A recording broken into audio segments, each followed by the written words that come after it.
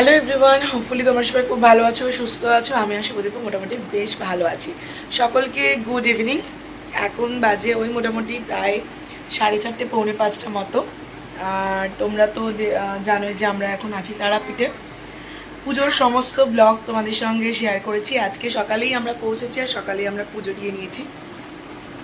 এখন আমরা বেরোচ্ছি একটা জায়গা, সেটা হচ্ছে মল্লেশ্বর, মল্লারপুরে যেটা।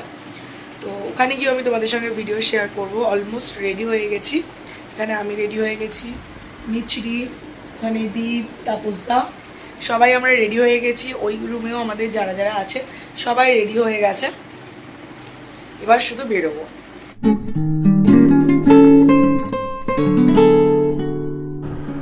এক এক করে এবার সবাই আমরা বেরিয়ে পড়ছি। আমরা কয়েকজন আগে বেরোলাম, এবার আস্তে আস্তে সবাই বেরোবে, তারপরে আমরা যাব।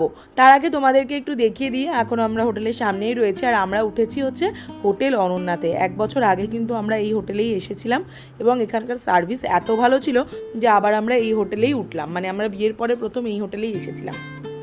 আমরা একটা অটো ভাড়া করেছি, যে অটোগুলো মানে এখানের অটোগুলো না একটু অন্যরকমই, মাঝখানে সিট থাকে, পেছনে সিট থাকে, আবার সামনে সিট থাকে।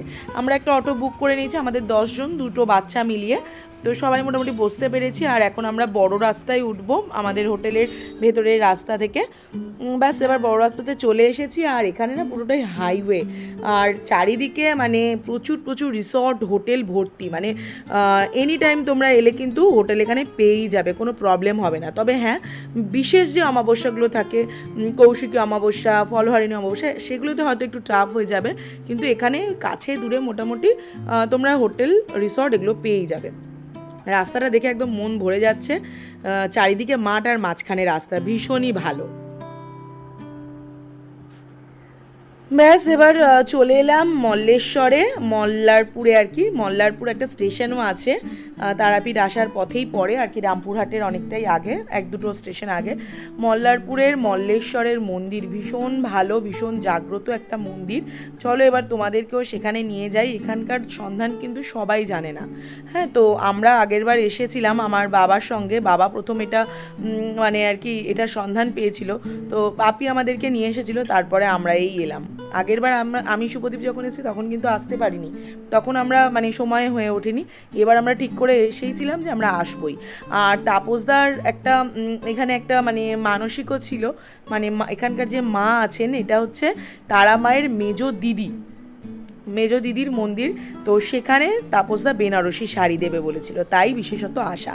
এটা হচ্ছে মায়ের ঘাট, আর এখানে মায়ের ভোগ হয় এই পিতলের বাসনগুলোতে। এখানে প্রচুর মানে সেবক আছেন, তারা এইসব মানে রান্না করে দেওয়া, মায়ের বাসন কোসন মাজা, মায়ের মন্দির পরিষ্কার করা, সমস্ত কিছু করেন। তো এই হলো মায়ের মন্দির। আর এখানে কিন্তু একটা শিব ঠাকুরও আছেন, এখানকার এক রাজা আর কি এই মন্দিরের প্রতিষ্ঠাতা। তো সেটার গল্প তোমরা নিশ্চয়ই শুনবে, তোমাদেরকে ভেতরে নিয়ে যাই, তোমরা সেটা শুনলেই বুঝতে পারবে।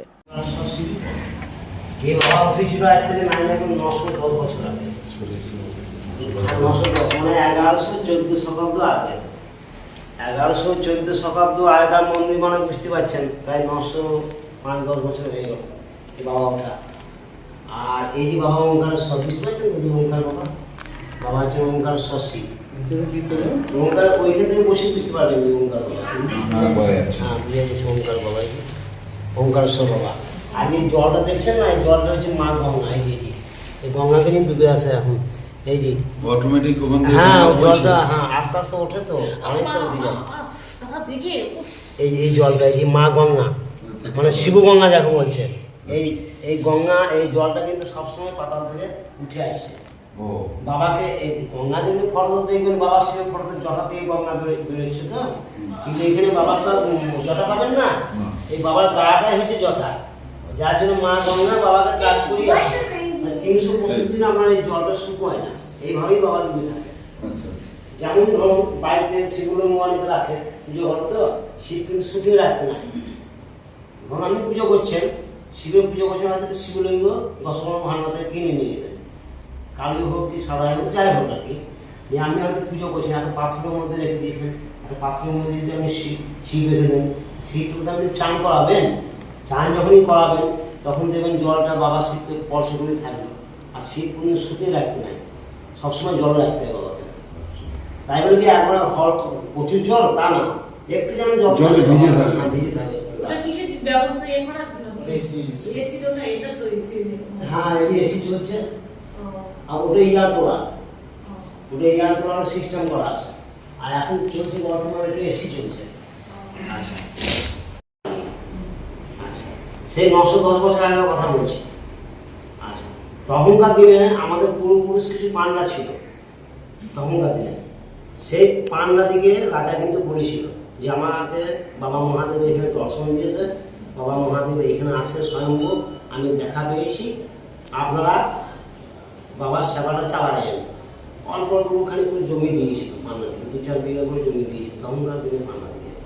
হয়তো আপনাকে দিয়ে 2 বিঘা, আমাকে দিয়ে 2 বিঘা, ওকে দিয়ে 3 বিঘা, কিছু পান্ডাকে দায়িত্ব দিয়েছিল ওই রাজা যে আপনারা যেন বাবার সেবাটা করেন, যেন বন্ধ রেখেন না।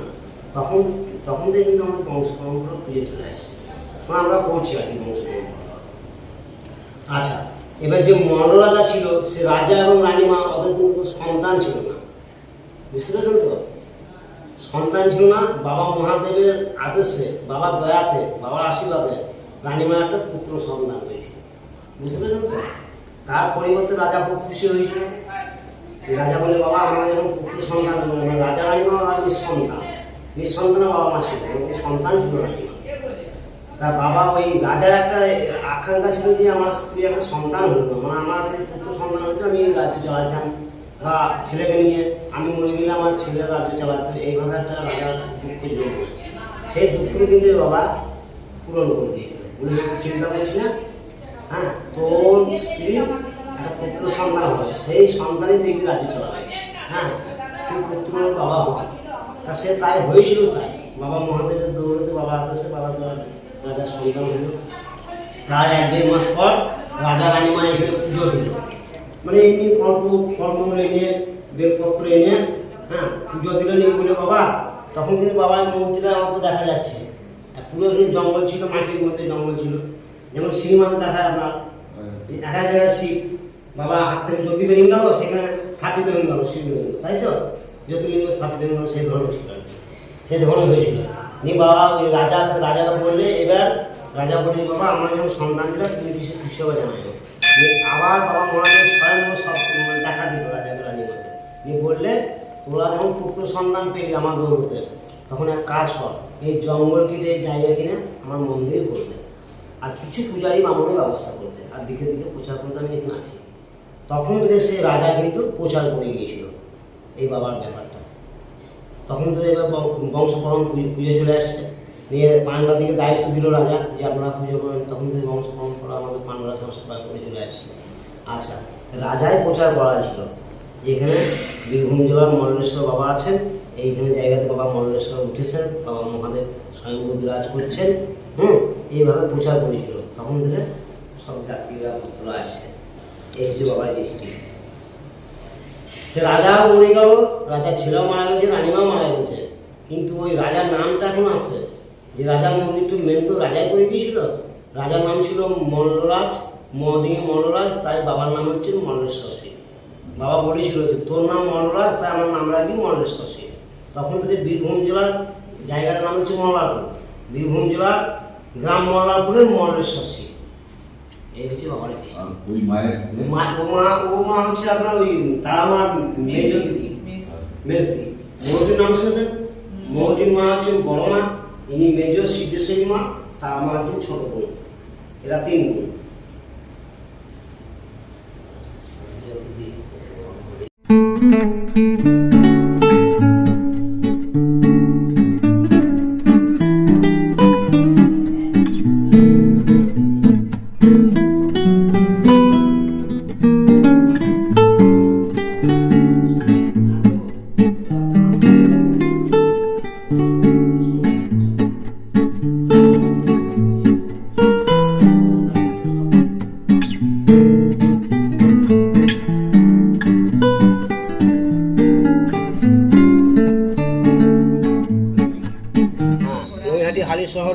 সেনের যে ভিটে আছে না, রামপ্রসাদ বাবা, নৈহাটির উপর দিয়েই তো আশ্রমটা। হ্যাঁ, রামপ্রসাদ সেনের এই বাবা হচ্ছেন তন্ত্রগুরু। এই বাবার নাম হচ্ছেন শ্রীমৎ কৃষ্ণানন্দ আগমবাগী। এই বাবা জীবিত অবস্থায় ধ্যান অবস্থায় ইচ্ছা সমাধি নিয়েছিল 600 বছর আগে, মানে চৈতন্য মহাপ্রভুর আগে। আর মা কালীর দর্শন ইনি পেয়েছিল প্রথম, বললাম না আপনাকে। এবং মা কালী ইনার হাতে প্রথম পুজো গ্রহণ করেছিল মা কালী। মা কালী কুমারী রূপ ধারণ করে এনাকে দর্শন দিয়েছিল।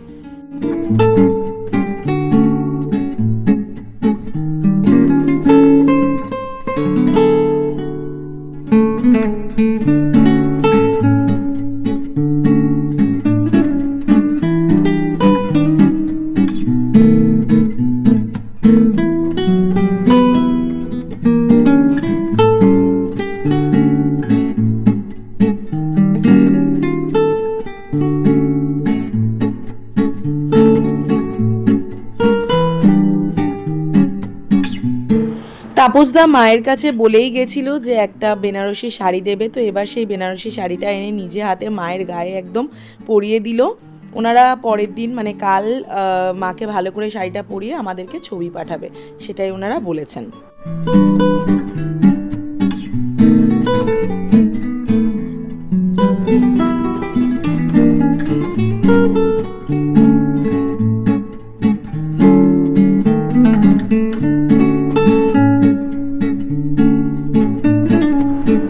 একেবারে মন ভরে গেল মায়ের কাছে পুজো দিয়ে, বাবার কাছে পুজো দিয়ে।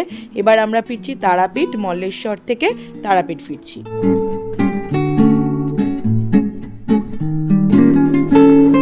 চারিদিকটা পুরো অন্ধকার, দেখে ভয় পাওয়ার কোনো কারণ নেই। পাশ থেকে দ্বারকা নদী বয়ে যাচ্ছে। আর আমরা এখন আছি হচ্ছে মানে আমরা ঢুকছি তারাপীঠ মহাশ্মশানের ভেতরে, যেটা তারাপীঠের সব থেকে পবিত্র স্থান, যেটা শুভদীপ আগেরবারও ঢোকার ভীষণ ইচ্ছে ছিল ওর। মানে এখানে আসলে সত্যি একটা আলাদা রকমের ফিলিংস হয়, গা ছমছমে ভাব। কিন্তু এত পবিত্র জায়গা যেখানে কোনো মানুষের কোনো ক্ষতিই হতে পারে না। আমাদের যেহেতু আগেরবার বিয়ের পরপর ছিল, 1 বছর না হলে শ্মশানে আসতে নেই, তাই আমরা আসিনি। চারিদিকটা অসম্ভব অন্ধকার, অসম্ভব অন্ধকার। শুধু কোথাও কোথাও একটু আধা প্রদীপের আলো জ্বলছে, মোমবাতির আলো জ্বলছে, কারণ সেখানে সব সাধকরা আর কি সাধনা করছে। এখানে মানে বরাবরই এটা জন্মান্তর ধরে হয়ে আসছে বামা খ্যাপার সময় থেকে। তো এখনও তাই এখানে বিভিন্ন সাধক রয়েছেন, তারা আর কি এখানে বসে সাধনা করেন মাকে পাওয়ার জন্য, মায়ের দেখা পাওয়ার জন্য। এখানে অনেক খারাপ জিনিসকে কাটিয়ে দেওয়ার জন্যও অনেক কিছু এখানে প্রসেসিং হয়। তো সেগুলোই আর কি মানে সেই জায়গাগুলোতেই আর কি টুকটাক একটু আলো জ্বলছে, নাহলে বাকি জায়গাটা পুরোটাই অন্ধকার। আর এখানকার একটা মাহাত্ম্য আছে, সেটা হচ্ছে এখানকার শ্মশানের কখনোই আগুন নেভে না। একের পর এক মৃতদেহ আসতেই থাকে, আর একের পর এক মানে মৃতদেহ জ্বলতে থাকে, কখনো আগুন নেভে না। এখন তো আরও ইলেকট্রিক চুল্লিও হয়ে গেছে, যেটা আগে ছিল না। আর এর থেকেও আরও ভয়ঙ্কর ছিল আগের তারাপীঠ মহাশ্মশান। এখন তবু অনেকটাই পরিবর্তন হয়ে গেছে।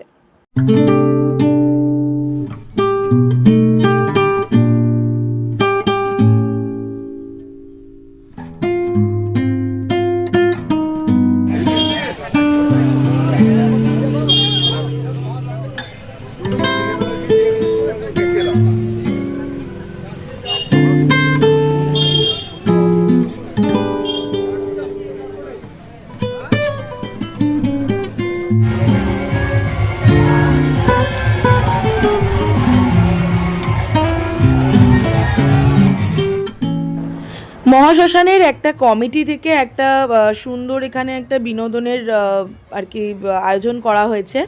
এখানে একটা ছোট্ট বাচ্চা মেয়ে গান করছে, একটা প্রোগ্রাম চলছে, বেশ সুন্দর গান করছে, মেয়েটার গলা অসম্ভব সুন্দর।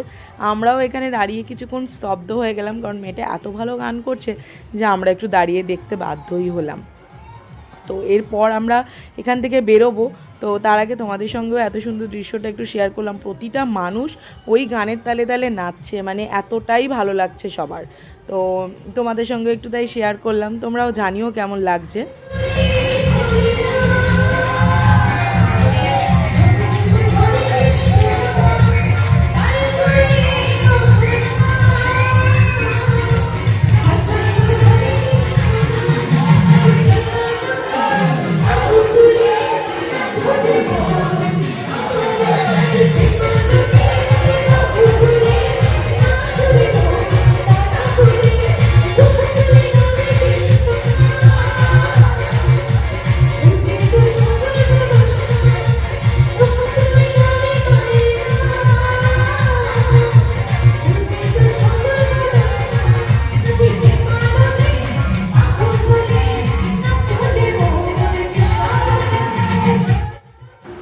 বেশ অনেকখানি সময় আমরা প্রোগ্রাম দেখলাম, এখানে মহাশ্মশান ঘুরলাম, মল্লেশ্বরের ভিডিও তোমাদের সঙ্গে শেয়ার করলাম। কিছু যদি কোয়ারি থাকে ডেফিনেটলি কমেন্ট করে জানাবে, আর ভালো লাগলে লাইক কমেন্ট শেয়ার ডেফিনেটলি করো। চলো আজকের ভিডিওটা এখানেই শেষ করছি। অবশ্যই পরের ভিডিও দেখার জন্য কিন্তু চ্যানেলে চোখ রেখো। সকলে খুব ভালো থেকো, সুস্থ থেকো, দেখা হচ্ছে পরের কোনো একটা ভিডিওতে।